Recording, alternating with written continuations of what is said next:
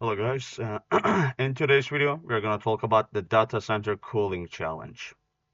Sorry, let me fix it. The data center cooling challenge. And why are we talking about this? Because cooling is one of the most important aspects of a data center in general, you could say. And the reason why it's important is that it's for the business continuity, the way the servers work so they don't get stumbled upon or they don't fail, or inside the place, there's humans there. You need to cool it down so humans can actually work inside that place.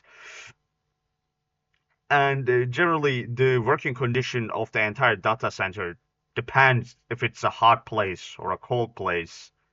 And I mean hot and cold in the sense that you don't want the place to be too hot because, as you probably know, I assume since you're watching a video about data centers, you would already know that electronics usually don't like heat. As a very simple concept, they don't like heat.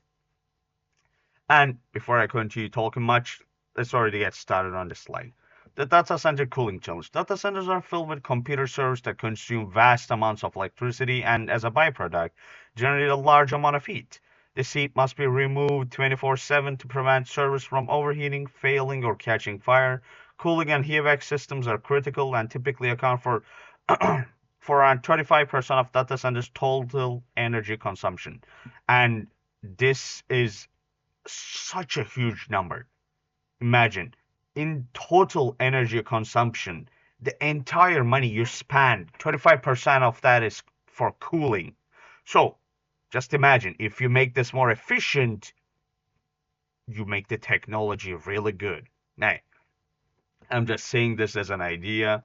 This is one of the good deals is that if you improve upon a technology that makes cooling more efficient, you know, keeping the place more cold, that would change the industry and that would make you rich. It's an easy way to get rich if you can innovate the cooling technology services. Traditional cooling, Keurig units, and raised floors. A very common cooling method used computer room air conditioners combined with raised floor. The Keurig units, which use refrigeration or chilled water, push cold air into the space plenum underneath the raised floor. This cold air then gets delivered to the front of the server racks through perforated floor grills. The servers pull this cold air through their components, absorbing heat. The hot air is then exhausted from the back of the servers, where it rises and returns to the intake of the Keurig units to be cooled again. As you may have remembered if you watched my previous videos, we talked about corridors, the cold and hot air corridors. This is what it's basically talking about. You have a cold corridor and you have a hot corridor, and you use this technique to do this cooling method. This is basically what it's talking about. Like here, it says airflow strategy, hot aisle, cold aisle. To improve efficiency and prevent hot exhaust air from mixing with the cold supply air, data centers use a hot aisle or cold aisle layout. The one that I was just talking about right now after the first one. It may have sounded like I am talking about this one.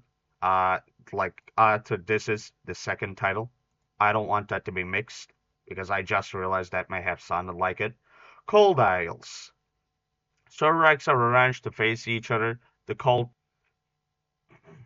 aisles. The server racks are arranged to face each other. The cold air grills are located in this aisle, providing a supply of cold air to the server intakes. As we talked about, hot aisles. The back of the server racks face each other. This aisle collects all the hot exhaust air, which then rises and returns to the correct units where, it is cooled down again, so we can use the cold aisles. This is how they connect the Krag units, and the topic doesn't mix. It continues. They are related to each other. Let's continue. Even with this layout, air can still mix over the tops or the racks or through empty spaces, reducing efficiency. Uh, it says this, but obviously you can make the place closed in a enclosed encounter. The racks are enclosed within each other in a box, and that way you can prevent more of the air mixing. Obviously, you cannot prevent it 100%, but you can still do it to a very high percent that efficiency increases to a point that it's actually profitable for you to do this. Advanced strategy, containment. To solve air mixing problem, a physical barrier is used to separate the hot air and the cold air streams. Cold air containment. Barriers like walls and a roof are built around the cold aisle. This is a common and cost-effective retrofit. The cold air is trapped in the aisle, and the rest of the data center room becomes a large hot air return plenum. Hot aisle containment hack. The hot aisle is enclosed instead. The hot exhaust is captured, duct directly back in the crack units. This is considered a superior performing design of the user new builds, and as it allows the rest of the room to be filled with cold air. As it says that entire room is now filled with cold air, rather than if you were to enclose the cold aisle only, you can only do this in a small contained place. Let's look here. As you can see, this closed in containment like this. This is the white area that I talked about in very previous videos. The white area is where the servers are located in and where servers are looking. So if we were to cool down this area, the entire area outside is hot area. But if we were to hold the entire hot area here, like all of these, like this place is contained, right? The hot air is here, whatever. And you contain all of that, and obviously the servers are here, and back of them. You get entire this place and the corridor that you're walking through, all of that is a cold place. That's why it's used more. Other cooling methods and optimization. Free and evaporate cooling. In suitable climates, data centers can pull in outside ambient air instead of using refrigeration. This air is filtered and cooled using evaporate coolers, which cool air by evaporating water before being sent to the data hall. Computational fluid dynamics. This is a simulation software used by engineers to model airflow and temperature within a data center. To model airflow and temperature within a data center. It allows them to visualize how different layouts, like containment versus non-containment, will perform, identify hotspots or areas of poor airflow, optimize the design for maximum efficiency before it is built. This would require, obviously, a really good fluid dynamics program. There are a lot of ones you can use in the market. How about I don't say them? Hey, maybe they'll sponsor me. Maybe my videos will get watched a lot and will earn money, so I can make these for the not sake of the future generations learning, but me making money. Hey, anything could happen, and I'm kidding. Even if I don't make money out of this, I'll give you all of this information for free because the internet is free, and I get all of this information I teach you will help all of us in the long run. Free and evaporate cooling. It says in suitable climates. I wanted to just explain this a bit more. You could use this. Let's say, top of my head, Norway. Norway is has a naturally cold climate, or places where there are rivers around. You can use those places. Outside ambient air, you can just use the outside as a perimeter. You can use every possible thing you can think of in the perimeter to use for cooling. Let's say there's a river, you put the river there, you use it as a liquid cooling system, or if the air is hot already, if the air is cold already, like I gave in the Norway example, you can just use the air outside that is already cold. Initially, you don't initially have this in, let's say, Turkey, you don't have it in Italy and whatnot. But in Norway, you initially have this feature of air, let's say, that like it's a game, where the air is already cold. You don't need to cool it. You don't need to refrigerate it, as it says here, because it is already cold air. You can directly use it. Let's continue. Fundamentals of data center cooling. Comfort cooling versus precision cooling. Comfort cooling for people tolerates swings in temperature and humidity. Precision cooling for IT equipment requires a precise, stable environment. IT equipment is sensitive and cannot tolerate environmental swings. Unlike humans, we, let's say an electronic component, a tristor, you cannot make it so that a single server fails, because if single server fails, then that means the system slows down, and if it actually burns, let's this is like a really unlikely scenario that it burns. Like, even one server fails, that will cost you millions, if not billions, on the really high-end servers like Google, Facebook, whatever you could think of. Let's say, what else is there? Starlink. I am thinking of the internet companies as well, or banks. The biggest example I could think of is the banks. Let's say if the bank has a fail in a data center and that server happens to fail completely, then is the outrage happens, they will also lose millions, like I said, if not billions in stocks, and the customers won't support them. If you're not trustworthy, they will not support you. This is why it's extremely important. Dangers of an uncontrolled environment. Temperature swings can corrupt data processing, can cause data shutdowns, sorry, system shutdowns, and lead to physical defects in electronic components, like I explained before. High humidity causes corrosion and dangerous condensation. Low humidity increases the risk of static electricity discharge, which can damage hardware. Uh, High humidity, like it says, if the water condensates, then it's gonna break every electronic component. And corrosion, as in, even if it doesn't condense, it will still corrode any electronic component because of its nature. Well, this also goes into condensation, because it helps the electronic components or any metallic parts corrode. Low humidity increases the static electricity discharge, which can also easily burn the thrusters inside the servers and such, which would cause big problems, as you can guess. Understanding heat. The heat source heat generation starts at the chip level, accumulating the server, rack, finally the room level. Primary culprit, the IT load. Servers, switches, routers account for 70 to 90% of the heat. As it says, servers, switches, and routers. These generally uh, contain so much of electronic, like so much thrusters is what I was gonna say actually. They contain so many switches. The switches are the main idea here, that thrusters are also used as switches, or the diodes and such. I mean, I don't think they have them anymore.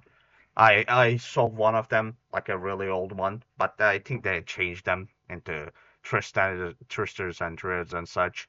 But these switch constantly on and off so many times per second, per millisecond, even some of them, that it generates so much heat. Because obviously you need electricity, and electricity causes heat. We already know all of these. And as it says, this is where all of the heat comes from. Power distribution, UPS, lightning, and people. As you can guess, anything else, electronics, humans, everything radiates, so therefore they produce heat. This is obvious. The science of cooling. Heat transfer. Cooling is the removal of heat, not the addition of cold. You are trying to remove the heat constantly. You're not adding cold air to the place. You're removing the heat in the air. Heat only moves in one direction, from hot object to a cold object. The reason for that is basic thermodynamics, from the rule of thermodynamics. As thermodynamics states, you cannot destroy energy, you can only change the form of it. And hot object and cold object, why does it move from hot to cold? Is because of entropy. This is really physics deep, and as a small show for watching my video, I'll teach you the reason for that as well. Why not? If it helps you be more into physics, maybe that's a nice thing. Anyhow, the reason why it moves only from hot object to a cold object is entropy always wants to increase. And let's say, obviously, there is an impossible possibility that heat can move from a cold object to a hot object, but this imaginary scenario never happens in the quantum world because the universe wants to increase to entropy. What I mean by entropy is let's say, hot object has more energy, and this more energy wants to be equally distributed across the entire universe. This is why you see theories like the heat death of the universe or the death of the stars and whatnot. And death of the stars is actually a funny video. Anyhow, this is why you see of the heat death of the universe because everything wants to be in an equal state where everything has the same energy and they want to stay at that energy level. A hot object cannot stay at that energy level for a long time because it moves around.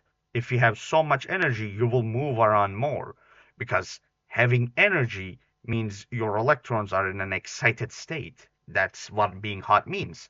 And if you're hot, you will obviously hit something, and when you hit something, you will uh, give that energy to something else to via making it into a photon, via making it into physical touch, physical touch as in like this is for humans, and obviously this physical touch is still in an atomic level, just exchange of energy between the atoms. Anyhow, why it moves from hot to cold object is quite simple, because if you're hot, you're more likely to send your energy to something else because you're moving much more often than the cold object. Therefore, you have a higher chance to transfer your energy than the cold object because you're the one who's moving, not the cold object. Because cold object is happy with a state that is in. Anyhow, enough of the physics lesson.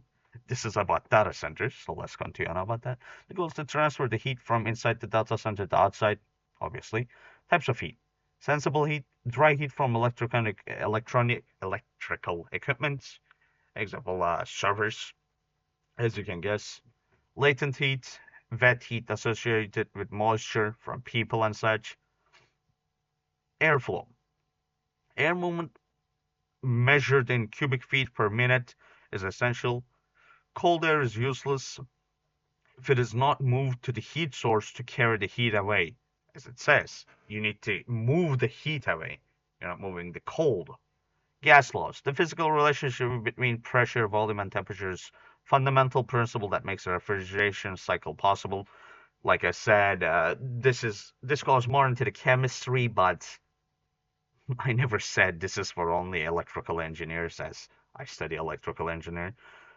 For the chemical engineers that will watch this or not, you probably know this better than I do, but I can explain in a simple way is that pressure, volume, temperature, these are all used in gas laws, how to move the energy or the heat fast from one place to another. Use the pressure, use the volume, because how much volume there's, how much energy that there is, and you have to decide how much you need to refrigerate, how much your airflow is from the engine you're using to cool down the entire room and such. This is why the gas laws are really important.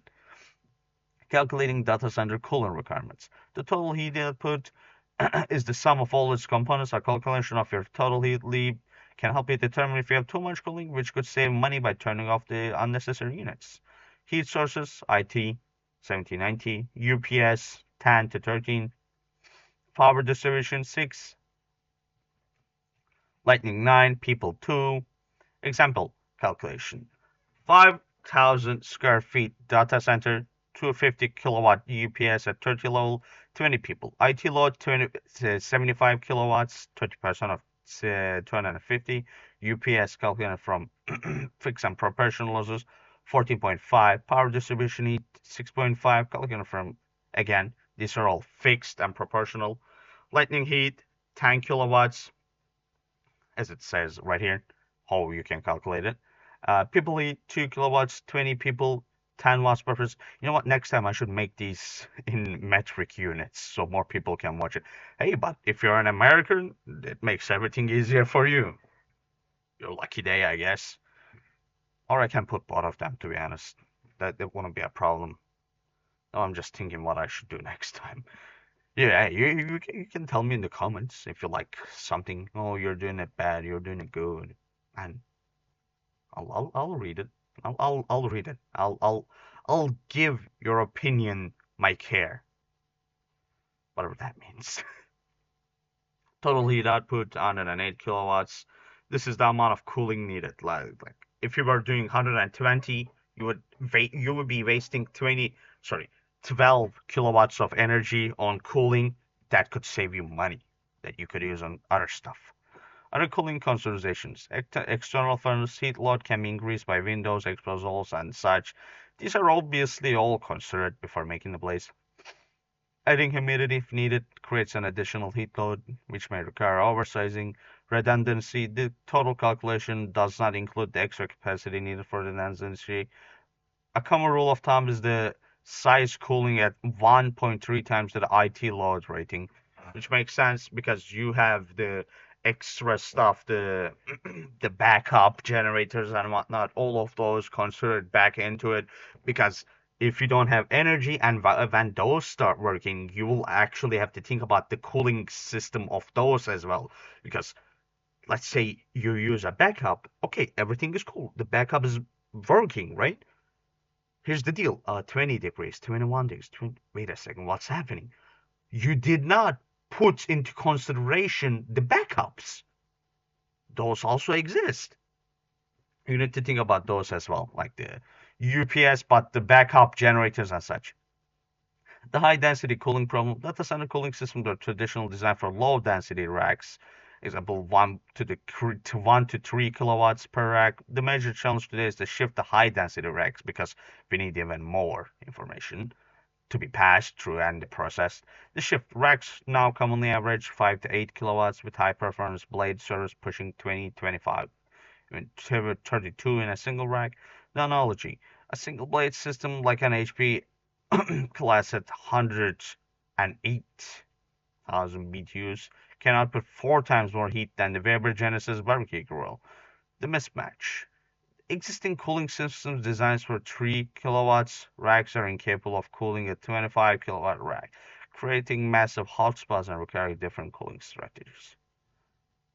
This is just an example of technology moving too fast before we actually adapt to it. There's an example calculation I gave right here. I'll go down slowly so you can see.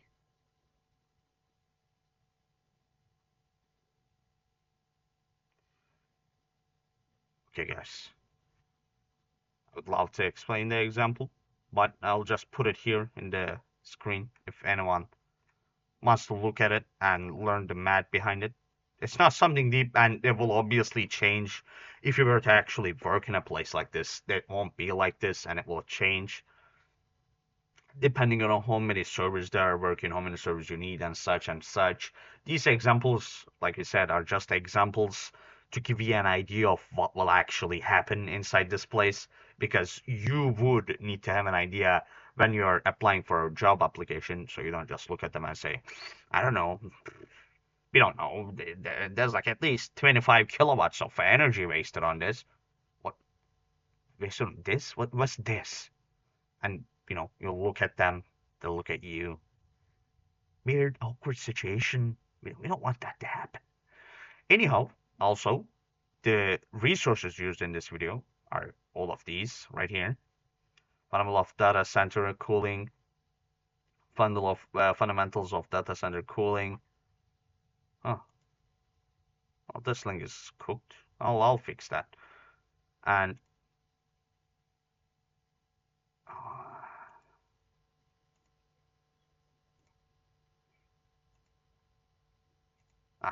there you go. I say you go watch this man because, well, God, he explains it way better than I do, and he is way more informed than I am. I'm a student, and as you can see, if we can talk about topics for the 15 minutes, and I'm just making a simple and short video here, I feel like we know who knows better, and that's not really a competition I would like to enter. Anyhow, thank you for watching my video, and thanks for coming until the end. Not everyone wants to watch a video like this, and if you did, I'm truly grateful that you did. If you have any opinions, any ideas about how I make my videos, if you think they're bad, if you think the presentation is bad, you think it's not working well, you're like, you know, why does it say buy Microsoft there? Why didn't you buy it? And I'll say like, I don't have money. I'm kidding, of course. Hey, I need to make some things funny so the video doesn't get too boring. I mean, I think I made the video boring by explaining physics in the middle of it. But hey, look, if you pass through my physics explanation of entropy and you came through here, I feel like you will be very informed about data centers and why they worked. But from the bottom of my head, thank you for watching. And if you have any more ideas, tell me in the comments, and I'll be seeing you next time. I'm on.